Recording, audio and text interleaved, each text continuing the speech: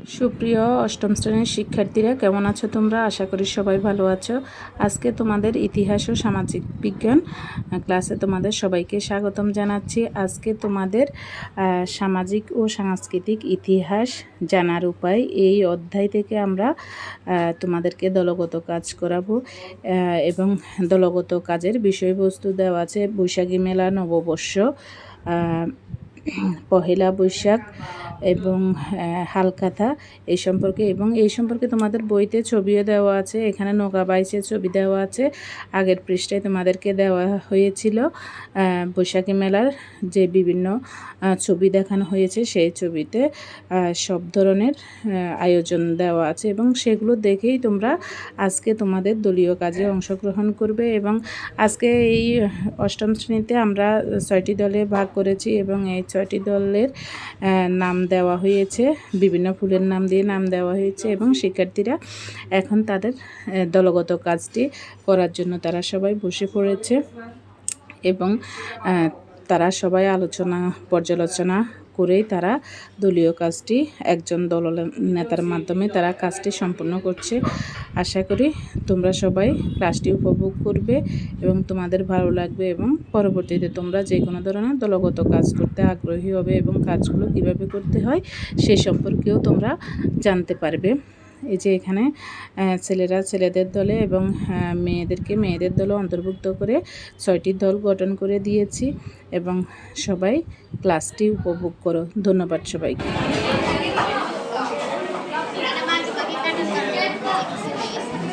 আচ্ছা, ওই পাশে লাগাও। আচ্ছা, বসো সবাই, বসো, সাইলেন্ট বসো। আজকে অষ্টম শ্রেণীর অংশগ্রহণ করেছে এবং সেই 6টি দলের মধ্যে তাদের দলের নাম বলে দেওয়া হয়েছে এবং সেই অনুসারে সবাই কাজ করেছে। এখন কাজটি তারা উপস্থাপন করবে। প্রথমে কাজ উপস্থাপন করবে কোন দল? তোমাদের দলের নাম কি? শাপলা দল তাদের কাজ উপস্থাপন করবে। বিষয়, হ্যাঁ, তোমাদের বিষয় হচ্ছে পয়লা বৈশাখ। একদম চুপ, বসো, দাঁড়াই আছো কেন? ধরো, এখন শাপলা দল তাদের কাজটি উপস্থাপন করবে। আসসালামু আলাইকুম, আমার নাম ফাতেমা। আমার দলের নাম শাপলা। আমার দলের সদস্য 7 জন। আর আজকে আমাদের বিষয় হলো পয়লা বৈশাখ। 7 জন সদস্যের ওদের রোল নাম্বারটা বলে দাও। 4, 10, 17, 19, 43, 57, 47। আচ্ছা, বাংলাদেশের অন্যতম পয়লা বৈশাখ। আপাহমান বাংলার চিরতর অসাম্প্রদায়িক মানবিক চেতনার মূলে রয়েছে পয়লা বৈশাখ।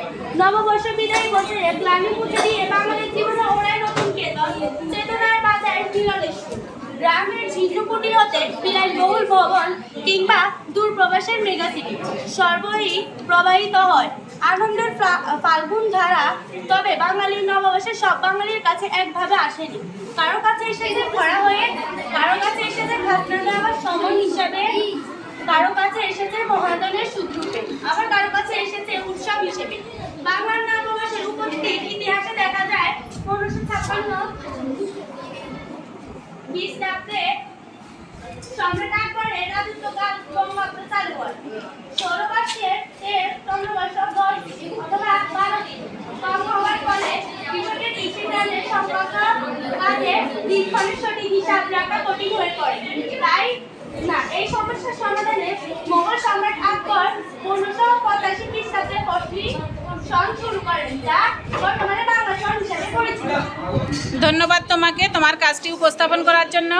এখন শাপলা দলের ফিডব্যাক দিবে। তোমরা কোন দল? আচ্ছা, তো বলো ওদের কাজটা কি কেমন হয়েছে সে সম্পর্কে একটু বলো।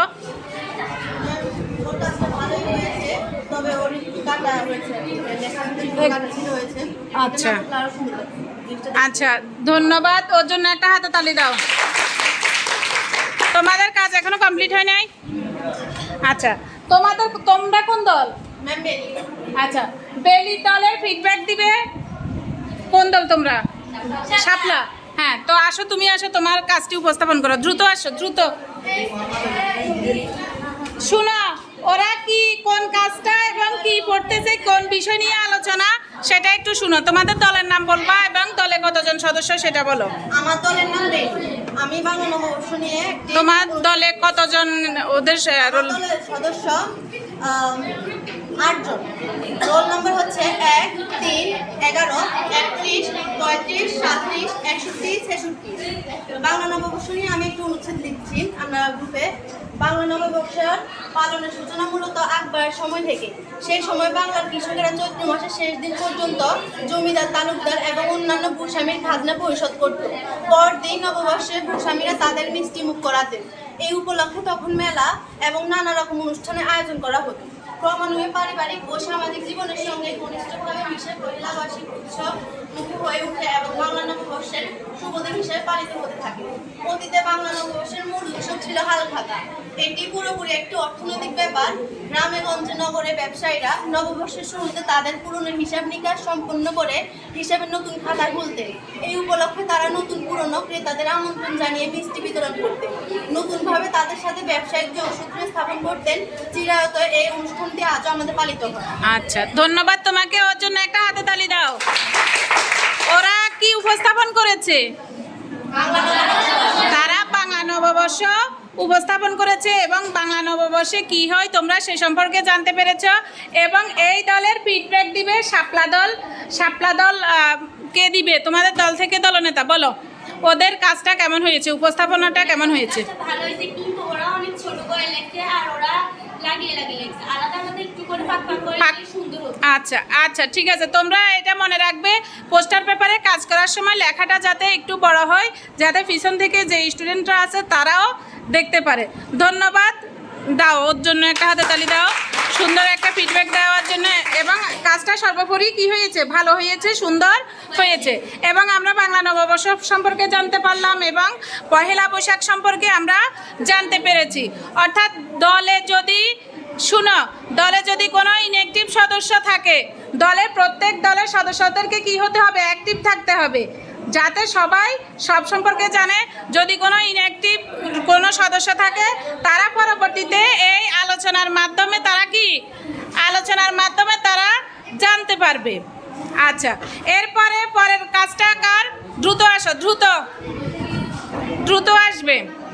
এবং যারা এখনো কমপ্লিট করতে পারো নাই, আশা করি তোমরা পরবর্তীতে কাজ শুরু হওয়ার আগে, যেদিন আমরা দলীয় কাজ করব, দলগত কাজ করব, আগেই তোমরা পোস্টার পেপার সেটা মার্জিন টেনে টেনে তোমরা সেগুলা কি ঠিকঠাক করে রাখবে, যাতে আমরা দ্রুত কাজটা করতে পারি।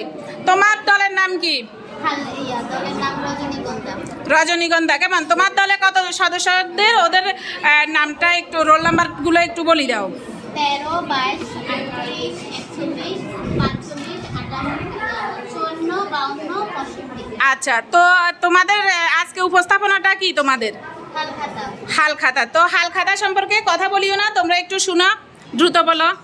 হালখাতা হলো বছরের প্রথম দিনে দোকানপাটের হিসাব আনুষ্ঠানিকভাবে হালনাগাদ করার প্রক্রিয়া। বছরের প্রথম দিনে ব্যবসায়ীরা তাদের দেনা পাওনার হিসাব সমন্বয় করে এদিন হিসেবে নতুন খাতার করিয়ে দেওয়া হয়। শুভ হালখাতা কার্ড এর মাধ্যমে এই বিশেষ দিনে দোকানের আশা নিমন্ত্রণ জানানো হয়।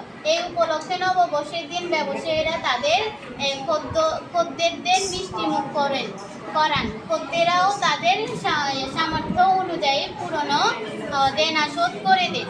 আগেকার দিনে ব্যবসায়ীরা একটি মাত্র মোটা খাতায় তাদের যাবতীয় হিসাব লিখে রাখতেন। এই খাতাটি বৈশাখীর প্রথম দিনে নতুন করে হালনাগাদ করা হতো। হিসাবের খাতা হালনাগাদ করা থেকে হালখাতার উদ্ভব বাংলাদেশ ও ভারতের পশ্চিমবঙ্গের বিভিন্ন জেলা ছোট বড় মাঝারি যে কোনো দোকানে এটি পালন করা হয়ে থাকে। ধন্যবাদ তোমাকে। হালখাতা সম্পর্কে সবাই জেনেছ। ওদের উপস্থাপনাটা নিয়ে কে বলবে? যে ফিডব্যাক দাও নাই, যে কেউ, ছেলেরাও দিতে পারো, উইলিংলি একজন দাঁড়াই বলো। ওদের এই পোস্টার পেপারে কি ধরনের সমস্যা আছে একটু বলো, খুব বেশি না, একটু বললেই হবে। বলো না, তুমি একবার দিয়েছো, আরেকজন দ্রুত পিছন থেকে একজন, বা ছেলেরা তুমি বলো, বলবে না? কে বলতে পারবে? বলো তোমার কাছে কোনটা ওর ভালো কোনটা লেগেছে, খারাপ কোনটা লেগেছে বলো। ভালো লাগলে তো ভালো সব কিছু। বলো, তুমি বলো, বলো, দাঁড়া, দ্রুত দ্রুত, সময় নাই তো, বলো।